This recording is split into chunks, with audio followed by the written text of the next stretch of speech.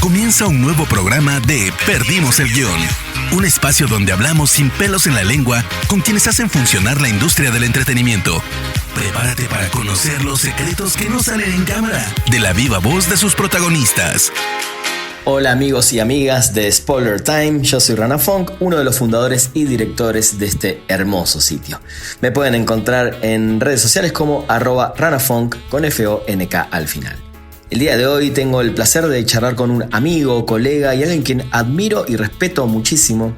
Es Charlie del Río, quien viene trabajando en esta industria del cine desde el lado de la comunicación, del periodismo, podcast, radio, televisión y muchas cosas más hace muchos años y tiene, la verdad, para contarnos muchísimas experiencias maravillosas. Así que con ustedes un nuevo episodio de Perdimos el Guión.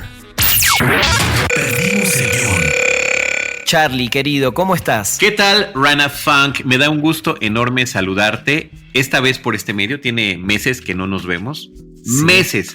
Después de estarnos viendo con cierta regularidad, una vez a la semana o una vez cada 2 semanas en los eventos a los que tú y yo pre-pandemia asistíamos pues de manera frecuente como parte de nuestras actividades. Sí, totalmente. Es por un lado es lindo que sigamos tan en contacto porque hablamos muy seguido, nos vemos por lo menos virtualmente, pero bueno, ya vamos a recuperar eso seguramente, ojalá pronto, pero siempre voy a destacar, ¿no? la tecnología. La tecnología nos permitió, sobre todo este año, seguir casi en contacto y permanentemente hacer cosas con la gente, así que debo agradecer que más allá de todo lo malo, creo que también encontramos una buena forma también de seguir haciendo cosas sin que se pierda, ¿no? La relación. Es increíble que así haya sucedido. Por supuesto, nunca quitaremos el dedo del renglón de lo terrible y lamentable y brutal que ha sido esta pandemia con el mundo, con México. Pero ciertamente hemos descubierto otras cosas o reaprovechado otras que teníamos a la mano y que no usábamos tanto. Entonces estoy completamente de acuerdo contigo. Sí, hemos seguido en comunicación, pero además a través de las actividades que realizamos de comunicación, pues las hemos aprovechado aún mejor. Sí, sin duda. Yo debo destacar mucho de este año eso en particular, que también animó a mucha gente que antes no hacía cosas, las animó. Ojalá que esa gente se mantenga, ¿no? en el tiempo cuando todo, o ojalá algún día vuelva a una nueva normalidad. Pero bueno, está buenísimo. Y la verdad que estoy muy feliz de tenerte en este Perdimos el Guión. Vos sabés que sos alguien que aprecio mucho, estimo, no solo como profesional, sino como persona. Creo que sos de esas personas que además que son muy respetadas en el medio. Siempre a mí me gustó mucho tu manera de hacer periodismo de cine, de hacer los podcasts, streaming que también haces, y no solo por tu manera de ver las cosas, por tu visión del cine, sino por las formas en las que haces las cosas, y eso no es algo que se ve todos los días. Pues aprecio mucho tus palabras. Además, creo que sentimos lo mismo, percibimos lo mismo, porque y lo hacemos y lo constatamos cuando nos veíamos y cuando platicamos, ¿no? Hay una parte muy personal que dejamos en todo esto, que es la razón por la que hacemos lo que hacemos, estar cubriendo cine, cubriendo series, en tu caso también música y otras cosas. Y en nuestro medio, el ego de repente como que se impone demasiado. Es un tema que a mí me ha costado trabajo a lo largo de los años, y justamente yo he encontrado en el camino amigos como tú que dejamos ese tipo de cosas a un lado, ¿no? Entonces, te agradezco, los sentimientos son recíprocos y te aprecio mucho tus palabras. Muchas gracias, Charlie. Vos sabés que, bueno, Perdimos el Guión es un podcast, además, que a mí lo que me gusta, más allá de charlar con amigos y gente que sabe mucho de diferentes temas que tienen que ver sobre todo con la industria cinematográfica, es dejarle también un aprendizaje a la gente. Por eso invito a gente que tiene mucho que contar. Y me gustaría irme a tu niñez, Charlie. ¿En qué tipo de familia creciste y dónde empieza a surgir este amor por el cine? Yo soy el típico clasemediero urbano de aquí de la Ciudad de México. Crecí además en un multifamiliar enorme. Mi papá trabajó toda su vida en un banco, funcionario bancario. Mi mamá, ama de casa, pero después también tuvo que entrar, a partir de la separación de mis papás, a entrarle a trabajar de todo en ventas y estar simultáneamente atendiendo a sus 3 hijos, yo soy el mayor. Entonces, yo, desde antes de su separación, yo me relacioné con el cine y con la televisión. Eso es fundamental decirlo. Es más, Sí, primero la televisión, Rana, primero la televisión, como un escape. A mí me empezó a fascinar desde muy pequeño, de verdad que lo tengo muy claro, todo lo que tenía que ver con la fantasía, con el escape de la realidad y las posibilidades que la narrativa audiovisual a través de la televisión provocaba. Entonces, hay muchas series que vi que ya no eran de mis tiempos, pero que en México se repetían. Yo soy un poco mayor que tú, pero hay series como The Twilight Zone, La Dimensión Desconocida, o Star Trek, Viaje a las Estrellas, que se repetían constantemente y que acaparaban mi atención. Dimensión Desconocida la veía yo a escondidas, ya cuando mis papás creían que ya me había dormido, me metía abajo de la mesa. A la fecha no sé, le voy a preguntar a mi mamá, fíjate, ahorita arrancaste ese recuerdo. A ver si se dio cuenta alguna vez. A lo mejor siempre lo supo, o a lo mejor nunca. En mi recuerdo idealizado, así como lo hace Woody Allen, quiero pensar que nunca lo supo, ¿no? Sí. Que andaba yo ahí escondidito viendo, temeroso, no de que me cacharan, temeroso de lo que pasaba en la pantalla, porque eran historias tremendas las de Twilight Zone en blanco y negro. Y en el caso de Star Trek, la posibilidad del viaje espacial, de conocer nuevas formas, de apreciar todas las expresiones de vida y de inteligencia y de sensibilidad cultural y artística que sin querer me iban preparando, ¿no? Para todo lo que yo finalmente desarrollaría en cuestión de gustos. Entonces, ese es el contexto. Mis papás mi papá falleció hace casi 3 años, pero eran muy distintos. Mi papá era de música ranchera, claro. Mi mamá es de Campeche, entonces su naturaleza es fiestera, tropical, y a mí nunca me gustó ninguna de las dos cosas, ¿no? O sea, yo me enfocaba en este tipo, insisto, en este tipo de historias que me llamaban la atención. No era un niño de salir mucho a jugar, aunque lo hice y jugué de todo con mis hermanos menores y te digo, viviendo. Por eso menciono lo del multifamiliar, porque es muy importante, porque ahí eran hordas de niños o sea, salíamos en la tarde ya acabamos de comer, hiciste tu tarea, sí, salte. ¿Y a qué hora regreso? Cuando oscurezca. O sea, impensable. Tú que también eres papá hoy en día. No, impensable. Pero parece de fantasía. Sí, salvo que vivas en un campo y no tengas vecinos. La única manera es de salir al exterior. Sí, pero dejar a los niños de que no sepas ni dónde están hasta que oscurezca y regresan. Sí. No, era otro mundo, era otro México, era otra condición, ¿no? A mi papá, a ti que también te gusta los deportes o el soccer, por ejemplo, a mi papá fanático de los Pumas de la Universidad Nacional Autónoma de México, mis hermanos a la fecha lo son. O sea, todo eso te lo estoy platicando porque son cosas que las viví, pero no se me pegaron. Claro. Y fui a los estadios, o sea, viví todo eso. Y lo mío era contemplar y disfrutar plenamente las series y las películas. Y en la tele descubrí muchas películas a través de ciclos. No había tantas opciones en México en mi infancia, finales de los 70, principios de los años 80, de posibilidades pero por eso aprendí a ver muchas películas que no eran de mi época también. Eso está bien padre. Películas en blanco y negro, la serie clase B de películas de horror, por supuesto El Planeta de los Simios, que es como mi primer franquicia fílmica. La conocí en la tele, en cine permanencia voluntaria, que te pasaban 2 películas, la 1 y la 2 en un domingo y al siguiente domingo los otros 2, y la quinta a ver dónde la encontrabas porque no había otra forma de verla, ¿no? Entonces, ese fue la forma en la que me fui desarrollando en la infancia. Y la otra es que siempre estaba yo un año adelantado en mi escuela, entonces siempre fui flaquito, chiquito y extraordinariamente tímido. Wow. Pero impresionantemente tímido, casi mudo. Entonces, es curioso que... ¿Cómo cambiaste, Charlie? Ha cambiado un poco y al ratito te platico a partir de dónde empezó el cambio, ¿no? Sí. No, sigo siendo un poco introvertido. Lucho con eso diario, ¿no? Pero finalmente lo que más he aprendido a disfrutar ha sido compartir estas cosas que me gustan, ¿no? Y eso poco a poco lo fui descubriendo conforme fui creciendo.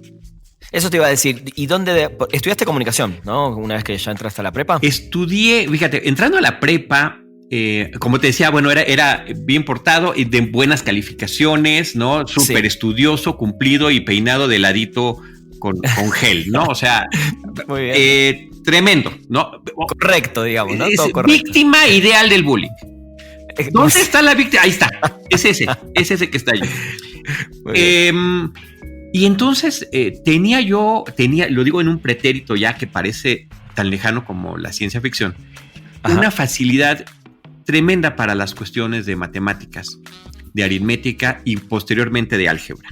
Entonces, en la prepa, pues finalmente, justamente por esas facilidades, decidí hacer lo que era en aquel entonces, no tengo idea cómo es ahorita, pero eran por áreas, se dividían, el último año tú escogías lo que querías hacer y yo escogí físico-matemáticas. Y entonces ahí llevé lo más avanzado de álgebra que llegué a ver en mi vida y yo era como el ejemplo del profesor, que por cierto le decían Woody porque se parecía a Woody Allen.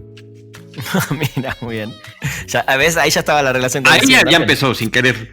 Y me ponía de ejemplo, ¿no? Y decía, bueno, ahora explícales otra vez en el pizarrón, pero ya las partes que no escribiste, escríbelas para que ellos vean cuál fue el proceso, ¿no? Wow. Eso me hizo cuestionarme muy seriamente si debería yo de ir a una actuaría, a una ingeniería o, y que esto es muy importante, sobre todo por el propósito que tienes tú en tu podcast, estudiar lo que me gusta. Y fue un año de estarlo decidiendo y de estarlo meditando y de visitar escuelas, universidades. Antes pues, no había internet. No, tenías que ir. Había que ir, pedir el plan de estudios, de qué se trata. Yo dije, bueno, y si hiciera lo que me gusta, pues sería cine. Entonces me fui al CUEC, que estaba en la Colonia del Valle en aquel entonces, al CCC. En el caso del CUEC, yo iba a acabar y acabé la preparatoria a los 17 años, ni siquiera habiendo cumplido la mayoría de edad. Iba a entrar a la universidad teniendo 17, ¿no? Sí. Entonces, bueno, el plan, pues, clavadísimo, y aceptaban 20 alumnos al año, 20 alumnos. Y la mayoría de ellos ya traían otra carrera encima. Entonces sí me vi como un bebé, ¿no? También como parte del proceso, estuve justamente en esos últimos años de prepa, el de quinto y sexto de prepa, estuve tomando cursos de cine. Tomé uno de apreciación cinematográfica con Nelson Carro en una librería El Juglar que estaba en una colonia del sur de la Ciudad de México una vez a la semana, y ahí vi Nanook el Esquimal, El acorazado Potemkin y puras películas de ese tipo, ¿no? Y también en otro curso que tomé previamente era como de producción de cine para filmar en Super 8. Oh, muy bien. Y también o sea, sí estuviste en la idea de la producción, no solamente de la comunicación. Totalmente. Ese era como, dice, me gusta tanto el cine que yo tengo que hacer cine, ¿no? Claro. Entonces, pues fue un año de debates. A las escuelas de cine no iba a poder entrar. El CCC no era nivel de licenciatura. Yo sentía que era importante para mí eso. Vi varias escuelas de comunicación y la que más me convenció fue la Universidad Iberoamericana, porque si bien había una serie de cuestiones que uno aprendía en los primeros años, el último año estaba dedicado, se llamaba subsistema, a lo que tú querías, ya sea periodismo, publicidad, televisión o cine. Y cine además era en 16 milímetros. Y era todo el proceso. Entonces, al final de cuentas, y esa fue creo que una decisión fundamental, con todo el apoyo de mis papás, a pesar de que siempre la situación económica no era la mejor, sí fue definitivo que pude con su apoyo decidirme, ¿no? Pero fue un año de dudas existenciales muy fuertes. Me imagino. Y además, además te decía lo de la televisión, pero también en el cine, cuando vi Star Wars en el cine, así explotó mi cabeza, mi cerebro. Y películas como Tiburón, películas como Close Encounters of the Third Kind, Alien, todo ese cine que me alimentaba, y finales de los 70s y principios de los 80s, todo lo de Spielberg, ¿no? Sí. Decía yo, esto es lo que quiero. Sabes que tenemos en ese sentido una historia bastante similar, si bien yo sí tengo un par de años menos que vos, no muchos, pero también yo cuando crecí, para mí el cine de ciencia ficción siempre voy a decir que es mi favorito, aunque amo los dramas y un montón de otros géneros más. Pero también, ¿no? Crecí con Star Wars, con las películas de Spielberg, y en la tele me pasó algo puntual que es B, Invasión Extraterrestre. Ah, sí, cómo no. Que cuando en Argentina se estrenó, yo tenía 6 años o 7, entre 6 y 7, me acuerdo perfecto, porque iba al primer grado o al segundo grado, ¿no? Del colegio. Pero mis papás sí me dejaban verla, esa fue la gran diferencia. Creo que en ese sentido yo sí tuve como... Mis papás nunca fueron de, no, si ve esto no se va a querer salir a matar marcianos, ¿no? Básicamente. Pero sí también crecí con eso y creo que mi amor por el cine definitivamente tiene que ver con lo irreal, la fantasía, con esos sueños que en la vida real jamás los viviría de alguna manera. Claro, ¿no? a mí me encanta un de los primeros pósters que salieron de Superman, la película original. Claro, bueno, ahí tenés. Decía el póster, creerás que un hombre puede volar. Ese podría ser wow. el título del libro sobre mi amor al cine. Y que me imagino que ya lo tenés en mente, ¿no? No, se me acaba de ocurrir ahorita. Deberías. Y esa historia que me acabas de decir que todavía no le preguntaste a tu mamá, es una historia con la que deberías empezar ese libro. Sí, estaría bueno. ¿No? Una charla con o si no, una serie en podcast. Y ahorita que mencionaste Invasión Extraterrestre, sí. Creo que algo que hay que también destacar es el valor de la miniserie, que ahorita siento que el público de plataformas, el público del 2020, de estos últimos años, como que está redescubriendo, miniseries, qué concepto tan increíble. No, las miniseries ya, claro. O sea, ya llevan mucho tiempo realizándose, ¿no? Pero tuvieron también en los 80s, tuvieron una época de auge muy grande. Claro, El Auto Fantástico, Brigada A, bueno. Pero la miniserie, la que empieza y termina, la primera parte claro. como Raíces, como Roots, por ejemplo, ¿no? Que es una... También. Aquí estoy volteando a ver mi colección de películas, ahí la tengo en DVD, ¿no? Wow.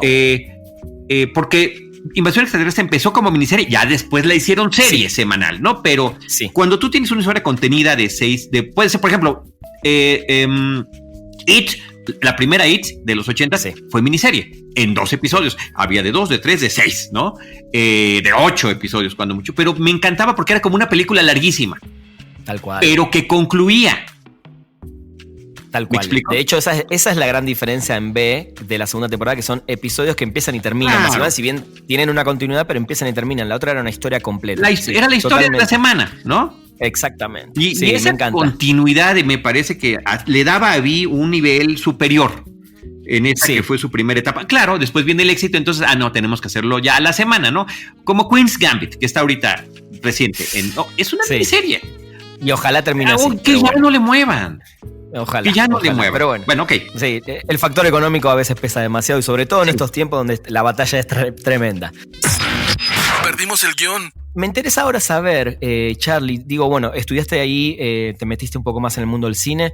¿Cuáles fueron los primeros pasitos para entrar ya en la industria, para escribir, para un medio, para hablar en la tele, para meterte en la radio? Faltaba mucho tiempo para eso, pero mucho tiempo, ¿eh?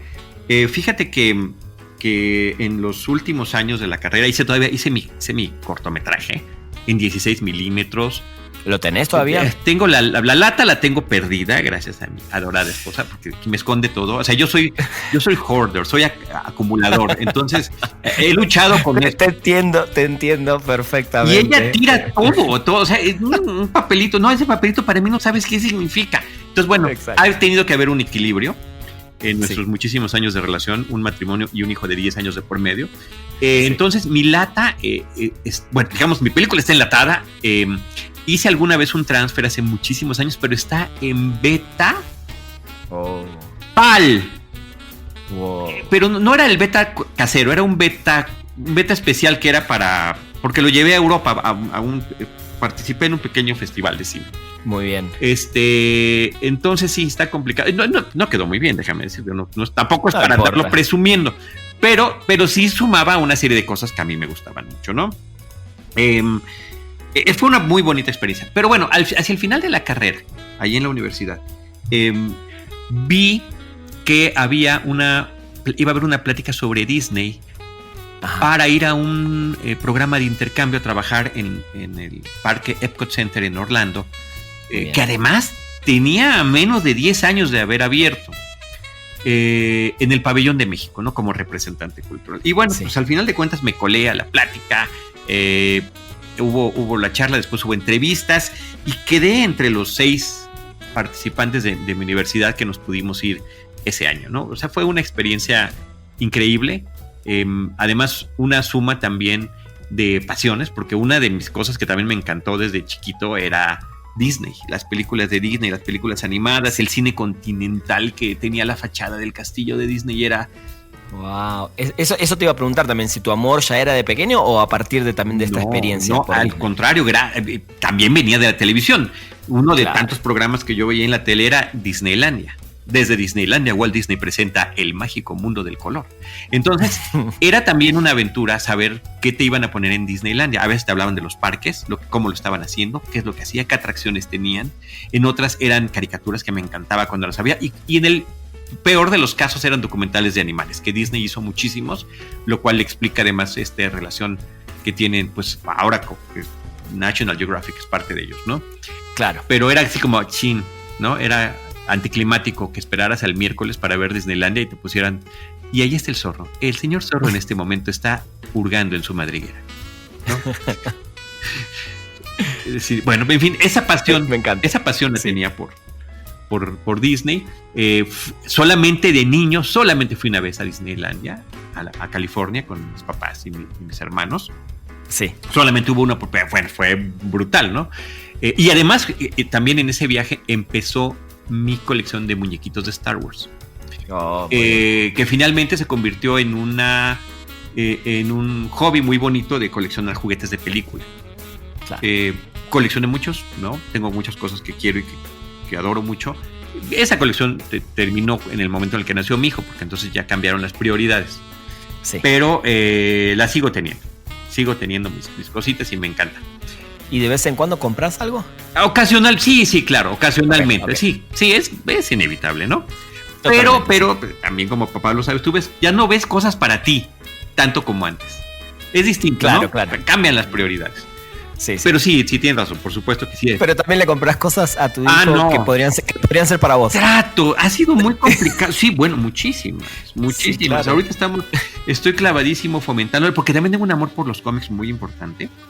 Muy bien. Y lo abandoné hace muchos años, pero se lo heredé a mi hermano menor, que es exactamente de tu mismo año, y ahorita un poquito le está interesando el tema de los cómics a mi hijo. Entonces está saliendo, esto va a parecer anuncio y no lo es, ¿no? Es un dato curioso. Está saliendo ahorita en los puestos de revistas una colección de Salvat de Marvel, que está recopilando series importantes de los diferentes cómics, de su historia, de Spider-Man, de Uncanny X-Men, de Daredevil, de Hulk, de todos. Creo que van a ser 60.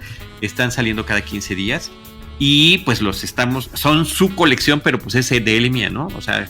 Qué bien, me encanta. Y está padre que le empiece a interesar, pero aunque no le ha interesado todo lo que yo quisiera que le interesara, pero él está descubriendo su camino y de repente se cruzan los nuestros, ¿no? Entonces, bueno, eso es otra parte del proceso. Entonces Disney sí dijo, era mi oportunidad de regresar a Disney trabajando. Y pues la disfruté muchísimo, ¿no? Fue una gran experiencia. El inglés que había aprendido en la escuela, el fortalecerlo. Claro. Y con esto lo que quiero decir para la gente que te escucha es que todas esas cosas que uno, por las que tiene pasión, no sabes en qué momento te van a ser de utilidad. Estoy de acuerdo. ¿No? Y en ese, perdón, sí. Charlie, de esa experiencia, ahora pasaremos también allá al trabajo del cine en sí. ¿Qué aprendizajes tuviste que inclusive hoy siguen siendo importantes en tu vida profesional y en tu vida personal? ¿Cómo qué, por ejemplo? De Disney, ¿no? De Disney, ¿no? Bueno, sí, de Disney, todo, de Disney, todo. Además tomé como era parte de un intercambio académico, era la experiencia de trabajo y también había un curso que tomar, un seminario, duró 10 clases, era 10 sábados, creo que eran 3 horas a cada sábado que teníamos, pero era de producción en estudio, ¿no? Entonces, estuvo bien padre estar estudiando un seminario de producción en estudio en Disney, cuando el parque que estaban por abrir, o abriendo ya en aquel entonces, el de, que ahora se llama Hollywood Studios, en su momento se llamó Disney MGM, pretendía ser también un set de filmación de programas, de películas y de anuncios que la gente podía estar visitando. Claro. Entonces, en eso estaba enfocado el curso. Entonces, eso fue muy importante. En términos de empresa, pues obviamente el servicio al cliente, la magia, por supuesto, la magia de la fantasía que tú como empleado de un parque debes de dar, que no te dicen empleado, eres un host, eres un anfitrión, le tienes que dar a los que no son clientes, son los guests, son los invitados. Creo que habla mucho. Era una filosofía de trabajo y de atención con la que empato de manera muy natural con la forma en la que fui forjado, ¿no? También en la educación familiar, ¿no? Saludar, ser amable, ser atento, ¿no? Cero prepotencia, y como que todo eso se suma muy padre, más el tema, por supuesto, de todo el detrás de cámaras, que termina de siendo, en este caso detrás de un parque hay una producción prácticamente cinematográfica, ¿no? De hecho, así empezaron los parques. Cuando Walter Disney quiso hacer Disneylandia, él tuvo que recurrir a la gente con la que había trabajado en las películas, diseñadores de arte, de producción, animadores, o sea, sin duda. Entonces sí fue como cuando visitar Nueva York se vuelve visitar un set de cine, un set vivo, porque lo has visto en películas y lo has visto en series toda la vida. Sí, yo siempre digo eso, cuando estás en Nueva York es poder filmar una película en cada esquina de Nueva York. Es una película, y la gente son extras, son los extras perfectos.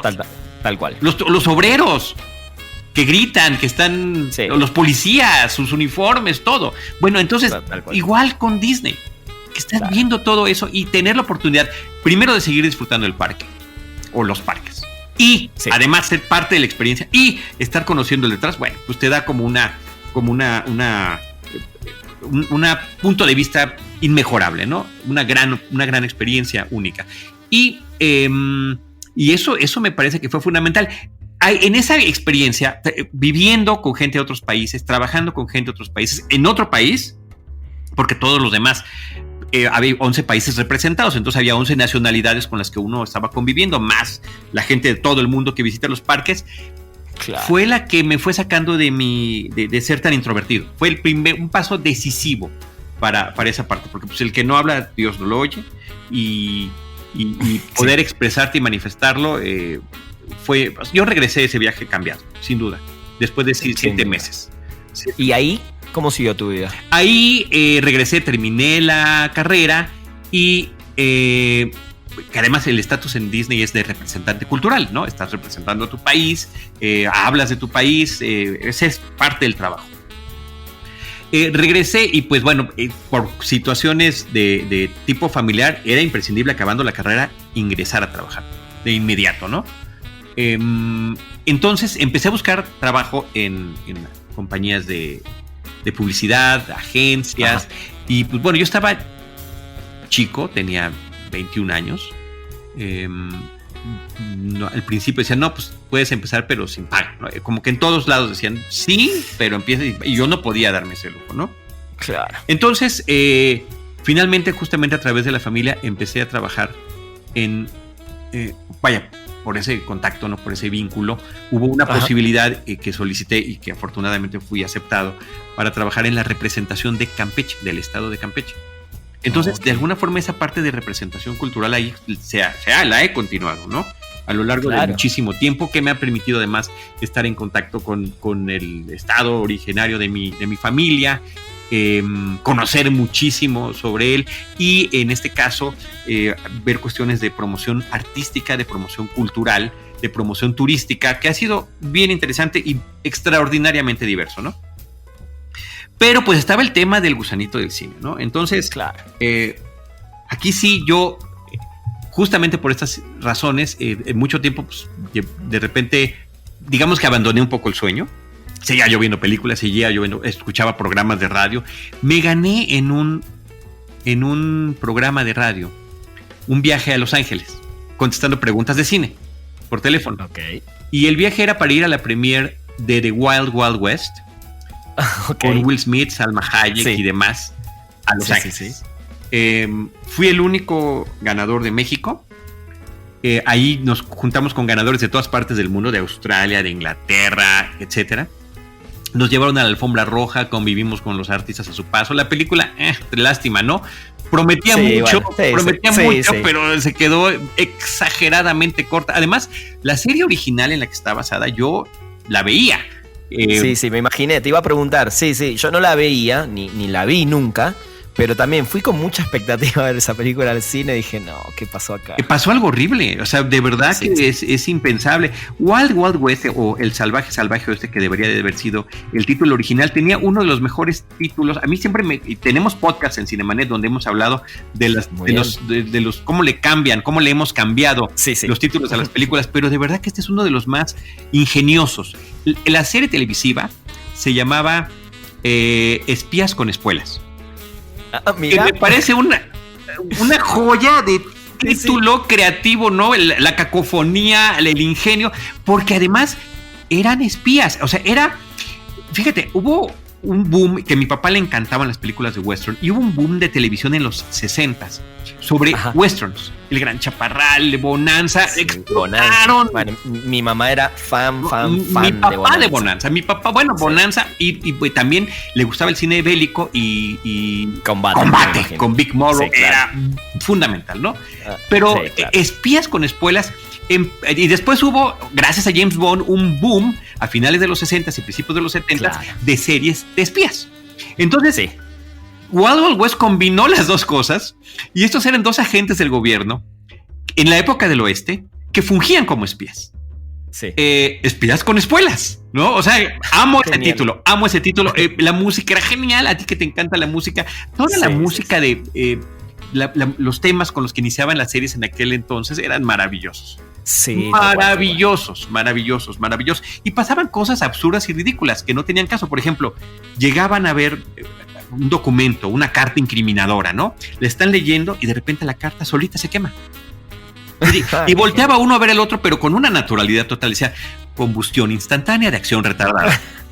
Madre santa, combustión instantánea de acción retardada, ¿no? O sea, lo que pasaba en Misión Imposible cuando le daban las misiones al protagonista se quedaba corto con esta combustión instantánea de acción retardada de la época del oeste, ¿no? Bueno, entonces, en México ni siquiera le conservaron a la película el título original.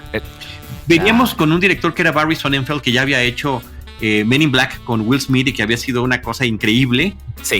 ¿no? Súper éxito. Kenneth Branagh, Kevin Kline, Will Smith, por supuesto. Había una expectativa enorme por ver esa película y qué manera de desparramarse. Totalmente. Pero bueno, el chiste es que el boleto al final de cuentas no te lo da, cosas que ya sabemos ahora, no te lo da la radio, te lo da la distribuidora de la película. Era una película de Warner Brothers. En México, Warner Brothers en aquel entonces era la distribuidora Videocine, era Videocine Warner. Mira. Entonces ahí conocí a la persona que trabajaba en Videocine Warner, Gerardo Pérez Cermeño, con quien platiqué, le empecé a platicar de cine y cuando fui por mis boletos y nos quedamos charlando mucho tiempo. Después le dije, oye, ¿qué quieres? ¿Qué te traigo de Los Ángeles? Me dice, tráeme una foto de Salma Hayek. Bueno, le tomé la foto a Salma, quedó padrísima. Lo fui a ver después del viaje. O sea, como que hubo un tema como de amistad, ¿no? Como de identificación, de empatía. Y él me empezó a invitar sin ser yo nada, más que un tipo que se ganó un premio. Me empezó a invitar a las funciones de prensa. Y en las funciones de prensa, en una de las funciones de prensa, que era de otro título horrible que le pusieron a una película, le pusieron Mi novio atómico, Blast from the Past, con Brendan Fraser, que me parece genial la película. Ya sé, ya sé cuál es. Mil veces mejor que Wild Wild West. Sí. Acabando la función de prensa, hubo un cóctel y pues me senté con él a platicar, a seguir platicando de la película. Y venían otras personas y se ponían a platicar con él. Uno de ellos se sentó y yo seguía platicando de Alien y de esto y del otro, pero yo como platico las cosas en el podcast que tú ya lo has escuchado. Sí, claro, sí. Y cuando se despidió esta persona, me dijo, oye, ¿y no te gustaría hablar de cine en radio? Wow. Yo no sabía quién era, ¿no? Él se llama Luis Carrasco, es productor de un programa de cine en radio que se llama Sinergis, que además de los más antiguos, él, en ese momento Sinergis estaba en el Instituto Mexicano de la Radio, y digamos que yo empecé a dobletear ahí con ellos, a apoyar un poquito en en promociones, ¿no? A hacer promociones para el programa, a juntarme con ellos los sábados, que el programa se transmitía los sábados en la mañana. Y a partir de esa relación, poquito a poquito, pues me fui metiendo hasta llegar a ser conductor del programa. Entonces, él es el primero, Rana Funk, de las personas que yo considero mentores, que he tenido varios a lo largo de mi trayectoria como comunicador, que yo estudié comunicación pensando en que yo iba a ser realizador. También hay que reconocer cuando uno no tiene todo pues las condiciones para realizar algo, pero sí una pasión muy grande por compartir lo que me gusta. Creo que acabas de decir también algo fundamental, ¿no? A veces nos cuesta darnos cuenta de que por más que algo nos guste mucho o querramos, quizás nos faltan ciertas cosas y no está mal. Creo que la gente tiene que aceptar que para ciertas cosas, por más que le gusten, por lo menos de manera profesional, no los puede llegar a realizar. Sí. Para mí eso es algo clave, me parece, en mucha gente que... a ver, entiendo y no quiero que quede mal, entiendo la insistencia y el tratar y el darle para adelante, pero creo que también, a ver, me pasó con la música, digo, yo soy baterista y toqué muchísimos años de mi vida y giré por Argentina, por México, por Colombia, pero también llegó un momento y me di cuenta, no porque no sea bueno, porque definitivamente ese no era mi futuro, digamos, y puedo seguir tocando y grabar discos y juntarme, pero no me dediqué a eso porque me di cuenta a tiempo que lo mío iba por otro lado. Hay que reconocer. Ahora, tampoco hay que dejar de insistir. Es un balance muy difícil. Exactamente. Es un balance muy complicado. Pero yo creo que sin querer, todas las experiencias que vamos teniendo, si uno las enfoca hacia lo que te gusta, hacia lo que nos gusta, a final de cuentas, en algún momento van a servir. Totalmente. Y van a funcionar. Mira, a mí me funcionó y es así, Charlie. Yo era el vocero de mi banda. Yo era el baterista, pero era el que daba las notas, y hacía las entrevistas, fungí como manager también un tiempo, y todo eso me llevó a que hoy sepa hacer una entrevista, o me guste, por lo menos me divierta y me entretenga, y viva del mundo del entretenimiento desde otro lado, ¿no? Pero es así tal cual como lo acabas de decir. Sí, y también uno saber reconocer, ¿no? Exacto. Saber reconocer. Entonces sí, él fue uno de estos primeros mentores, fundamental, porque fue el que me regresó a algo que yo tenía y que pues finalmente terminé haciendo lo que me gusta, que es compartirlo.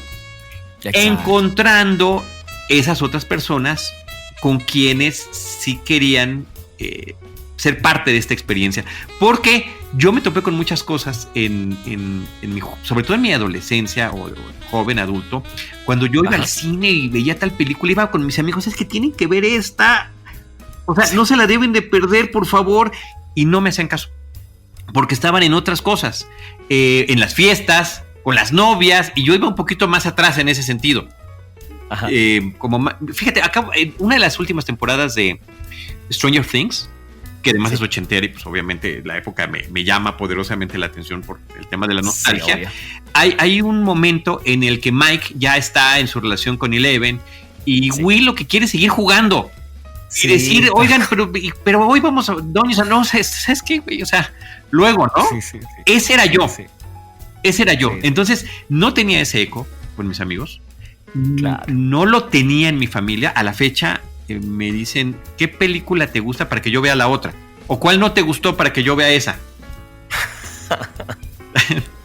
Te entiendo perfectamente. Entonces, a través de los medios, encuentras a esas otras personas, tanto colegas como público, que están en esa misma dinámica. Y entonces, compartirlo es como un alivio enorme. Sí. Y eso lo encontré y lo descubrí a través de la radio y de la radio en vivo. Claro. O sea, porque también se pueden hacer mucho tipo de programas de cine que digamos, cine. En esta ocasión vamos a platicar con los directores y realizadores, ¿no? Sí. Pero no es por ahí, es charlarlo, como tú dijiste hace ratito. Esto es una plática de un café, o sea, nada más nos falta el café literal, pero yo tengo un vasito de agua aquí. Yo tengo mi cafecito acá al lado. Ya lo vamos a tomar nuevamente juntos, te lo puedo asegurar. Así será. Pero es verdad. Así será. Sí, creo que lindo lo que decís y es fundamental, ¿no? El encontrar, sobre todo en la radio y lo que decís, y en vivo, es esa cuestión de tener a alguien del otro lado que siente lo mismo que vos, ¿no? Y que comparte lo mismo que Con vos. retroalimentación, además. No se trata nada más de hablar porque yo soy el que sé y lo voy a decir. No, esto es lo que sentí yo. ¿Qué sentiste tú? Así que, bueno, a mí no me pareció eso. Yo veía también a Siskel and Ebert y me encantaban sus conversaciones y sus pláticas, ¿no? Los críticos de Chicago que finalmente hicieron el Two Thumbs Up en televisión, que se hicieron famosísimos, y era un estilo que me gustaba, sin saber qué sería que ese era mi llamado, a final de cuentas, ¿no? Entonces empieza todo este asunto con la radio.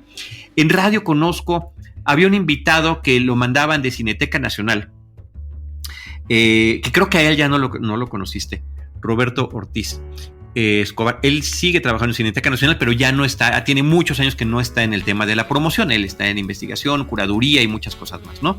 Pero en aquel entonces lo mandaban al programa de cine de los sábados en el Instituto Mexicano de la Radio a que platicara de algo. Entonces llegaba él a platicar del cine silente nórdico, del ciclo de cine silente nórdico que estaba por iniciar la próxima semana en la Cineteca Nacional. Entonces tú cuando oyes ese tema dices, oye, no, o sea, ojalá que hable rápido y se vaya, porque pues, cine silente nórdico. Y llegaba Roberto y te lo platicaba de tal forma que decías, quiero ir a verla ahorita, ¿no? Claro. Te hablaba de las formas, de los lugares, de los paisajes, de la sensibilidad y con una pasión poderosísima.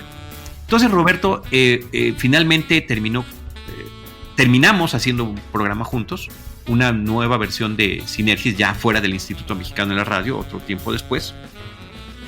Y él y yo somos los que terminamos fundando Cinemanet, ¿no? Es el origen de este podcast que recientemente cumplió 15 años, que es en donde yo pues sigo compartiendo cine.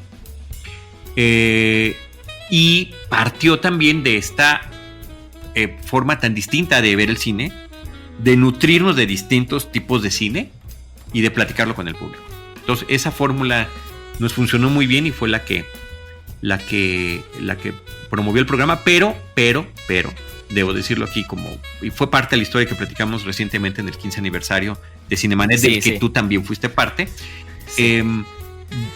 El que propuso un podcast fue otra persona. Nos invitaron a él y a mí a participar en un nuevo canal de podcast cuando no sabíamos ni siquiera qué significaba la palabra podcast. Después de haber salido de radio por diferentes razones en diferentes momentos, ¿no? Porque sí seguía haciendo radio en vivo, ese era como lo que me gustaba, hablando de cine, ¿no? En Grupo Asir, en Grupo Monitor, y siempre pasaba algo, ¿no? A cambio de administración, trono al grupo, temas ajenos que hacían que se terminara el programa. Entonces llega este productor que se llama Edgar Luna, hoy es mi mejor amigo, mi compadre, y fue mi siguiente mentor, que fue el que dijo, vamos a hacer un canal para que la gente lo siga escuchando así. ¿Y cómo va a ser eso? En internet. Yo me deprimí cuando me dijo internet. ¿Quién diablos nos va a escuchar por internet? No, tú confía y no sé qué tanto. Y, o sea, lo que te quiero decir es que yo nunca tuve la visión ni... Esto, mira, justo dijiste la palabra clave, o sea, te juntaste con un visionario. Claro, no, bueno, a mí me han llevado de la mano los visionarios. Yo claro. Soy el que platica de cine. No sé el que se me ocurrió ni cómo hacerlo, ni por qué hacerlo, ni cuál es el medio. A la fecha, hace rato te decía, oye, lo podríamos hacer en video, porque yo no sé hacerlo, ¿sabes? Sí, o sea, yo a la fecha las cuestiones técnicas no las sé manejar.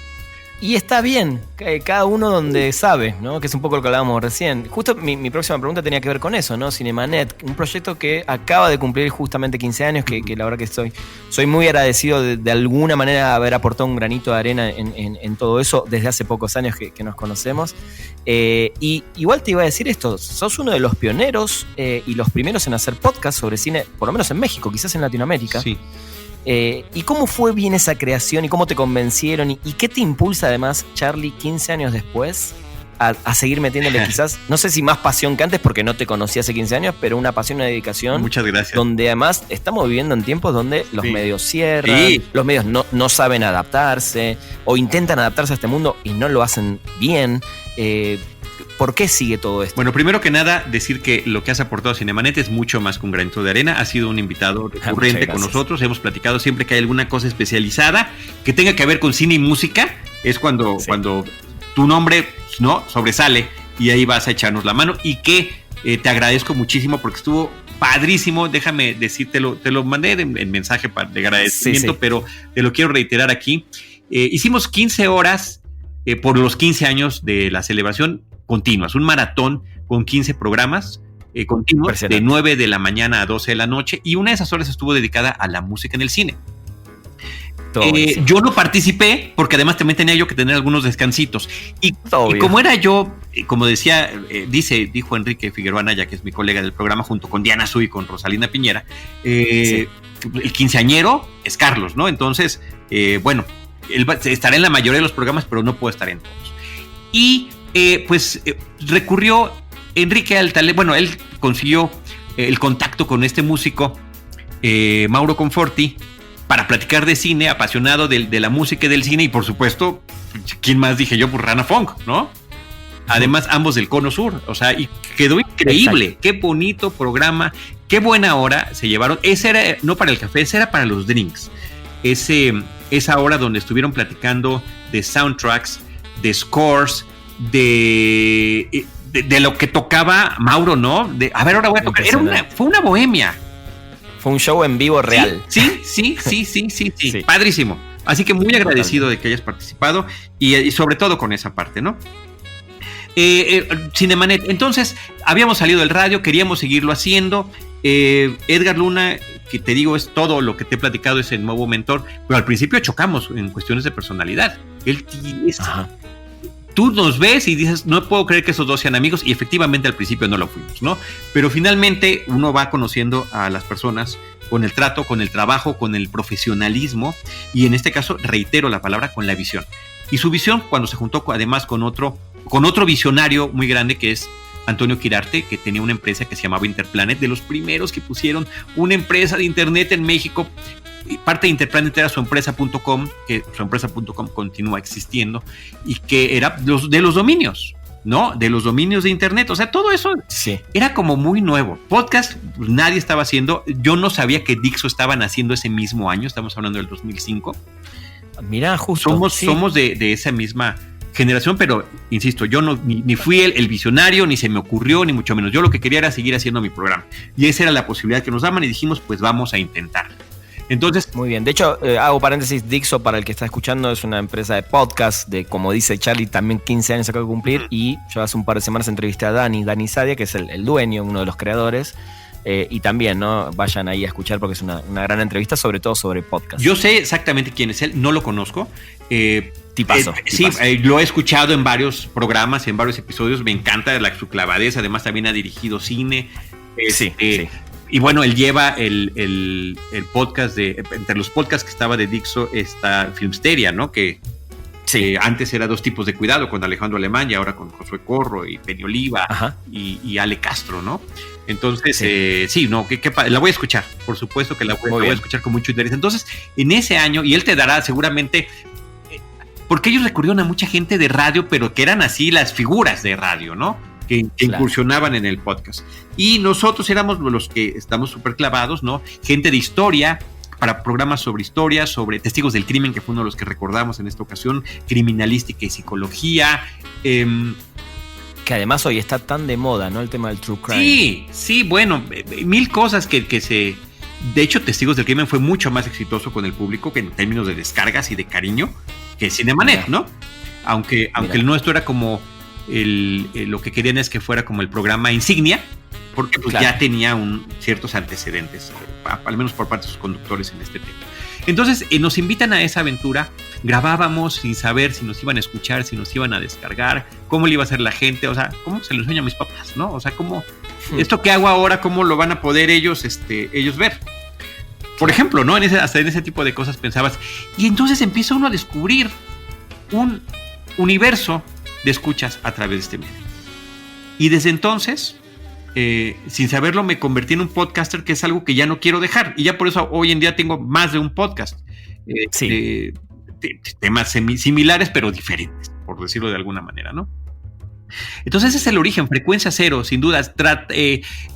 Cuando uno iba a promocionar esto, y tú también lo has visto con Spoiler Time, ¿qué es esto? ¿Cómo que en internet? ¿Y cómo podcast? ¿Y con qué si nosotros que lo hacíamos al menos yo como conductor no sabía exactamente bien qué era. Imagínate cuando quería ir a promocionarlo, ¿no? A final de cuentas, como canal ya no subsistió, pero nosotros decidimos continuar siempre de manera independiente Cinemanet, que es lo que hemos seguido hasta el momento. Y Cinemanet fue abriendo al mismo tiempo otras puertas. Hubo posibilidad de regresar como tal, como Cinemanet, a radio. Regresamos a Imer, a otra estación, a Horizonte 107.9 FM. Conocimos a gente valiosísima que también nos acompañaron en el especial, con quienes seguimos compartiendo cine y muchas otras cosas y amistades. Y fue una nueva etapa de Cinemanet en radio, que duró un par de años, hasta que una vez más terminó. Pero al salir, descubrimos que los públicos de radio y los públicos de podcast eran distintos. O sea, no se afectaba ni en descargas ni nada. De hecho, las descargas siempre fueron aumentando y el número de gente que nos escuchaba también. Pero lo que sí debo decir es que justamente la gente de radio, en sus interacciones en vivo, cuando llamaban al programa, ¿por qué no tienen Facebook? ¿Por qué no tienen Twitter? ¿Por qué no hacen eso? Y yo decía, Facebook, Twitter, y pues me metí a... Yo soy el que a la fecha he manejado esas redes. No sé de redes, soy el community manager, pero sin saberlo, ¿no? Como Benito Juárez, ¿no? Autodidacta, y sin tiempo para hacerlo, pero se hace lo que se puede, y es lo que le ha dado, gracias a ese impulso, a esa interacción, a esa retroalimentación del público que existe en esas redes, que también son hoy en día valiosísimas para lo que seguimos haciendo y para lo que seguimos compartiendo. Regresando a mi mamá me ve en Facebook, ahora que hacemos los programas grabados por la pandemia, que además los hacemos en video. Me imagino, sí. Entonces, se ha sido una serie de empujones. Y Cinemanet lo escuchó un productor de televisión que llevaba un programa de entretenimiento. Entonces, un día nos llaman, teníamos un correo de voz en Frecuencia Cero, y entonces me dice el productor Abel Cobos, oye, dejaron un mensaje, un tal Germán del Olmo, que dice que es de un canal que se llama Efecto TV. Yo nunca había escuchado de Efecto TV en mi vida. Y que pues que si vamos a una junta, y yo digo, uy, qué raro, o sea, hasta con sospecha. ¿Y dónde es? Pues en el centro, ¿no? Es en el edificio del Universal, imagínate nada más, frente a Excelsior. Sí. Ahí estaba las instalaciones de Efecto TV, y pues ahí vamos, vamos todos, ¿no? Con Paulina Villavicencio, que también era la productora, con Abel y con Roberto Ortiz. Y llegamos y conocemos a Germán del Olmo, nos platica que pues él quería meter contenido de cine, pero no quería irse con la gente que todo el mundo conocía. Entonces él empezó a escuchar podcasts. Dijo, vamos a ver qué hay en podcast, y nos descubre en podcast, y a partir de eso nos invita a participar. Entonces, pues quedamos encantados. Germán del Olmo se vuelve en otro nuevo mentor en mi camino, que nos quiere llevar a que participemos en televisión. Para esto, eso sí lo debo de contar, previamente, en alguna ocasión una amistad nos dijo, oye, yo conozco a alguien de un canal de cable, que ahorita se me está acabando el nombre, y en el que también terminé participando muchos años después. Pues es uno de los ejecutivos. Es uno de los ejecutivos, y pues ¿por qué no le proponen un programa? Entonces ahí vamos Roberto Ortiz y yo y Paulina, nuestra productora, a una reunión con este hombre, cuyo nombre además ni siquiera recuerdo. Y pues le empezamos a platicar que tenemos un programa de cine, y me dice, cuando terminamos de hablar, nos dice, pero ¿cómo? ¿Ustedes qué quieren? ¿Ustedes quieren salir en televisión? Sí. Y dice, bueno, es que a ver, para que alguien salga en la televisión tiene que ser muy joven o muy atractivo o muy famoso, ¿no? Entonces no terminó de decir, ustedes no tienen ninguna de las tres. Y luego siguió pero ¿no les gustaría ser guionistas? Ustedes nos pueden hacer los guiones y nosotros pues vemos si Diego Luna o alguien pues lee claro. Lo que ustedes escriban. Bueno, salí yo arrastrándome de esa reunión, no sé, ¿qué es esto? Por supuesto que no lo voy a escribir a nadie. Claro. Nosotros además no somos de estar escribiendo lo que, ¿no? Para otros. Sí. Exacto. Y estoy emitiendo una parte de la historia ahorita, perdón, Rana Funk, Cinepremier, no he metido Cinepremier y es fundamental también en eso. Sí, claro. Pero bueno, ya me fui con esto de Efecto TV. Bueno, sí. Salí, eso pasó, y después vino esta invitación de Germán. Entonces nos empezó a invitar como una pequeña seccioncita de su programa de entretenimiento, funcionó muy bien. Y después dijo, pues vamos a hacer un programa. Hicimos un programa de una temporada que se llamó Filmorama, en estudio con todo el equipo de producción, 3 cámaras más una a mano, más efectos. Bueno, fue una etapa genial. Entrevistas con actores, porque nosotros siempre en Cinemanet hemos entrevistado directores, que ha sido lo que más nos ha interesado, pero como para tele sí se prestaba más el tema de los actores. Y fue una etapa muy bonita de Filmorama. Después me quedé como muchos años, Rana, hasta que el canal cerró en toda esta época tan difícil que hemos vivido en esa transición 2019-2020. Y ahí es cuando se me acabó Efecto TV. Pero fui yo haciendo mis recomendaciones de cine en diferentes programas del canal durante muchos años, todos los viernes, para platicar de los estrenos. Además de que hicimos Filmorama, también hicimos otro programa que se llamó Popcorn, con Carlos Gómez Iniesta, ¿no? Mira.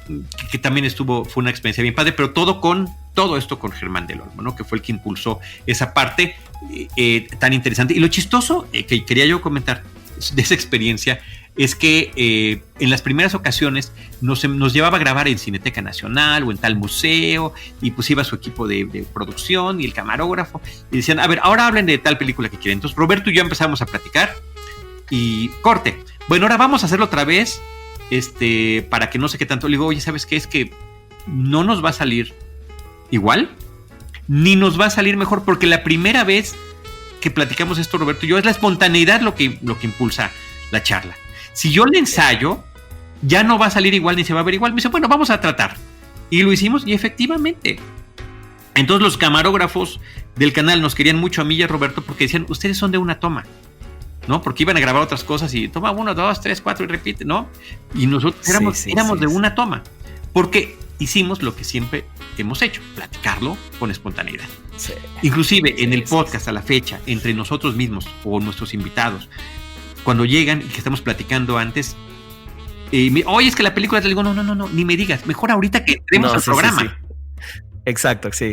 Soy de ese equipo, yo soy del equipo del momento. Hay otros, lo acabo de platicar por ejemplo, con el podcast muy, muy reciente del Noveno Pasajero. Ellos se ponen de acuerdo antes, pero también es extraordinariamente válido. Ellos quieren tener todos los elementos, ¿no? Sí, no, claro, es lo que decís, cada uno tiene su método. Yo soy más de él, vamos a charlar. Digo, sí, con información y con datos que uno puede tener, pero para mí no hay nada más lindo que la charla del momento sin anticipar nada. Eso, a mí, yo lo disfruto de esa manera. Exactamente. El canal donde no nos aceptaron y donde no nos quisieron se llamaba TVC. Y años después, a través de Cine Premier, nos invitaron y también estuve participando con una sección en un programa de ellos. O sea, imagínate nada más lo equivocado que estaba esta persona, ¿no? También hay que tener cuidado con esas personas que pueden cerrar el camino y que están equivocados. Sí, o que te pueden decir te pueden decir cosas, y sobre todo esto es importante para los chicos que recién empiezan, ¿no? Que no, tampoco permitan que porque alguien te dijo, no, vos para esto no servís, se desanimen, ¿no? Exactamente. Perdimos el guión.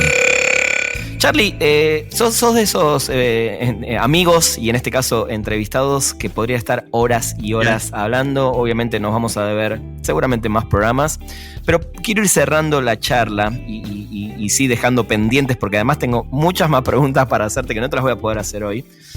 Pero quiero cerrar antes de hacerte la última pregunta que le hago a todos. Quiero que me des tu opinión de lo que está pasando hoy en la industria del cine. No solo con la llegada en estos últimos años, una llegada tremendamente fuerte de los servicios de streaming, sino también con todo lo que pasó de la pandemia, y sigue pasando, y todavía sabemos que tenemos varios meses más por delante. Sí, todo un año.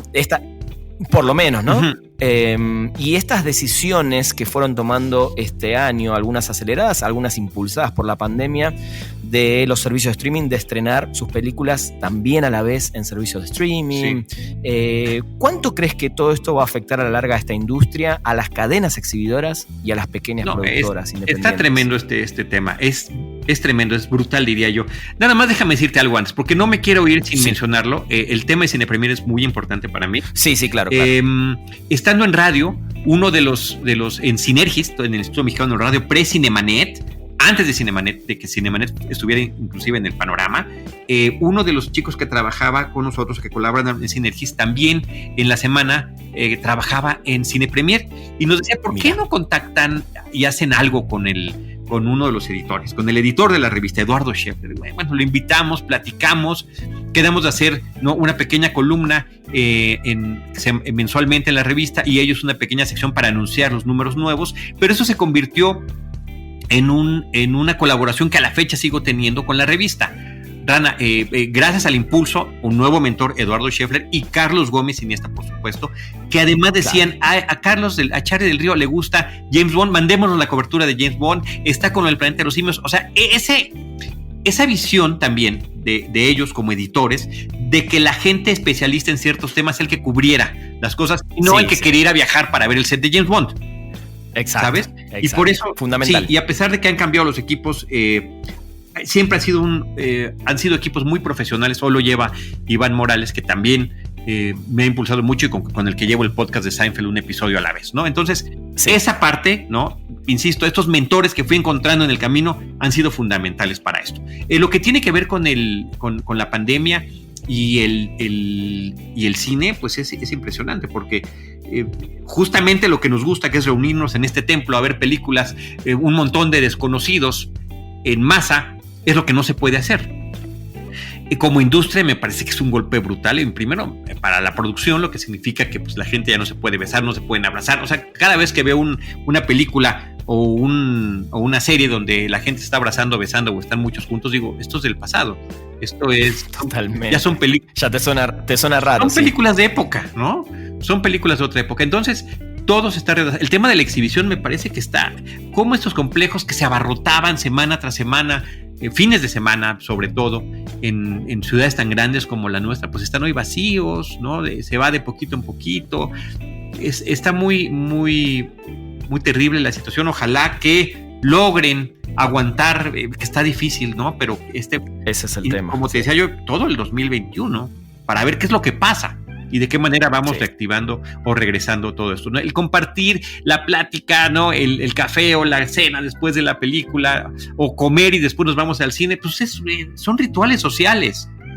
Totalmente. Que se pierden. Y ciertamente, pues también el tema de la cobertura, ¿no? ¿Qué es lo que vemos? Y ya, sobre todo en esa primera etapa, que cuando cerraron los cines, pues ahora vemos lo de las plataformas, que las plataformas ya estaban, y antes de las plataformas, los canales de paga, lo que ha generado canales como HBO, por ejemplo, de producciones originales, que te obligaban a estar contratando ese tipo de servicios, y que después ¿no? surgieron esas otras plataformas como Netflix, Amazon, yo hasta menciono Claro Video, o sea, Disney Plus, todas suman, y las que especializadas, Filmin Latino con cine mexicano, plataforma cine con cine de arte, todas suman, Movie, por supuesto. Entonces, yo que crecí viendo mucho cine en la casa, creo que estamos en una época increíble para ver todo lo que quieras sin tener que salir. Claro, nunca, jamás se comparará a la experiencia de verlo con la pantalla gigante en ese templo, en ese espacio, ¿no? Todo lo que hay alrededor de ver una película en el cine. Pero para saber de películas y de series tienes más de lo que jamás se hubiera imaginado la gente a la mano. El tema es discernir. No puede uno ver todo, y creo que tú y yo, semana con semana, Diana Sud, ¿no? Todos los que estamos en esto. Tratamos de decirle a la gente, por lo menos encaminarlos. Pero además, que antes de encaminarlos a ellos, ¿cómo nos encaminamos nosotros? Bueno, sí. No, ¿Con quién voy a hacer la apuesta? Decir, sí, me voy a comprometer con esta nueva serie. No estuvo tan buena. O sea, y entonces ya perdí no sé cuántas horas cuando pude haber visto otra cosa. Ese ensayo y error es lo que compartimos con el público, ¿no? Sí, la oferta es tremenda, la cantidad de oferta que hay, es verdad. Pero bueno, está muy bien, Charlie. La verdad que me encantó esta charla, y te comprometo a seguirla, porque me quedaron muchas cosas. Pero todos los programas los cerramos preguntándole a los invitados la pregunta más difícil de todas, sobre todo para los cinéfilos y seriéfilos, obviamente, en tu caso. Y te voy a pedir que me digas 2 películas y 2 series que todo el mundo debería ver. Sí, es bueno. Es que es muy chistoso, porque uno tiene películas favoritas de toda la vida, pero que van cambiando o vas encontrando otras, ¿no? Star Wars, la primera, lo que ahora es el episodio 4, para mí es fundamental en esta historia. Pero ya más grande, descubrí la ironía, la autocrítica el sentido del humor, la tragedia y el amor en Woody Allen. Entonces, wow. Dos extraños amantes, que es como se llamó en México, o Annie Hall, me parece que es fundamental para todo eso. El Padrino, que aquí está enfrente de mí el póster, El Padrino, es como muy típico decir, ay, es El Padrino, ¿no? Pero es una gran película, es impresionante en términos narrativos, en estructura, en fotografía, en actuaciones, en lo que además representa en una época muy particular de principios de los 70. Yo no la vi en esa época, la vi en un ciclo de la Cineteca Nacional muchísimos años después, ya estudiando la carrera de comunicación. Pero me parece que es imprescindible. Annie Hall y lo chistoso es que ninguna de las dos es de ciencia ficción, que es lo que me gusta, ¿no? Eso te iba a decir, pero está bien, digo, creo que lo de la ciencia ficción nos pega por otro lado, pero creo que al también recomendar este tipo de películas que recomendás, estás yendo un poco más allá también. Sí, bueno, y Blade Runner, por supuesto, pero... Ahí está, ahí metiste. Sí, ya lo metí. Pero si son dos, es Annie Hall y The Godfather. No, está bien, te la acepto la de Blade Runner porque creo que es fundamental también para todo el ejercicio de cine de ciencia ficción. Sí, completamente. Y dos series, Charlie. Pues también me voy hacia el pasado. Ahí sí es al pasado remoto, porque tampoco fueron de mi época. O sea, por supuesto que no. Pero Twilight Zone, la serie original, a pesar de que ha tenido nuevas versiones en los 80s, en el 2000 y ahora en esta segunda década, ya van 4 versiones diferentes. La original de Rod Serling, cada una es como si fuera una película contenida, con producción fílmica. Sí, claro, otro tipo de actuaciones. Fue de finales de los 50s y principios de los 60s, pero es una clase magistral de creatividad narrativa, de historias que te daban la vuelta de tuerca, que no te esperabas jamás y que apelan a todos los sentidos. Twilight Zone me parece que es una de esas series fundamentales. Y Star Trek, la serie original, sí se ven chafas los vestuarios y los efectos, pero las historias que trae de fondo, muy cerebrales, como les decían en su momento, a la gente no le gusta eso. Ajá. No, y hablan sobre un optimismo hacia el futuro que nos sigue siendo muy necesario. Star Trek se quejaba, al igual que Twilight Zone, criticaban las cosas del momento, la posibilidad de la autoaniquilación del hombre, el racismo, el fascismo, los prejuicios. Qué triste que todavía sigamos siguen igual de vigentes. Claro, cada vez hay más voces y hay más movimientos y hay que seguir siempre en la lucha, pero estos dos programas me parecen fundamentales. Me encantó la recomendación. Charlie, qué placer. Sentí además que estaba con vos ahí sentado como cuando nos sentamos a grabar Cinemanet. Y yo también. Me invitas a tu podcast. Nos falta nada más que el estar juntos y tener, como decimos, el cafecito al lado, pero bueno, ya habrá chance, espero que pronto y qué bueno, en serio, por aceptar esta invitación. Se fue rapidísimo el tiempo, qué horrible. Sí, por eso, y te juro que tengo mi Word siempre acá al lado y me quedan un montón de cosas, pero bueno, la idea es que también cuando están tan buenas estas entrevistas, tener una segunda parte, siempre hay algo para decir. A tus órdenes siempre, muchas gracias. Por favor, Charlie, te mando un abrazo enorme. Y muchas felicidades por todo lo que estás haciendo, porque tampoco sé a qué hora te da tiempo de hacer todo lo que estás haciendo y de manejar redes sociales y de coleccionar discos. Bueno, si te cuento la historia de mis viniles originales, te pones a llorar, pero hoy Mira, voy a aprovechar este final para anunciar que el año que viene tengo pensado justamente hacer un programa que vaya más de la mano de la música, pero con gente, hablando con compositores, con coleccionistas. Así que te voy a invitar a uno de esos también para que me cuentes también toda tu historia que tenga que ver con vinilos, música y temas relacionados más de coleccionismo. Mi historia del vinil es trágica, pero sí, muy melómano y con algunos grupos en particular que adoro mucho. Lo sé. Charlie, te mando un abrazo enorme. Grandísimo para ti también. Muchas gracias. Gente, esto fue un nuevo episodio de Perdimos el Guión. Nos encontramos la semana que viene. Llegamos al final de Perdimos el Guión. Gracias por acompañarnos y no te pierdas un nuevo programa cada martes, donde hablaremos sin pelos en la lengua con quienes hacen funcionar la industria del entretenimiento. Perdimos el Guión.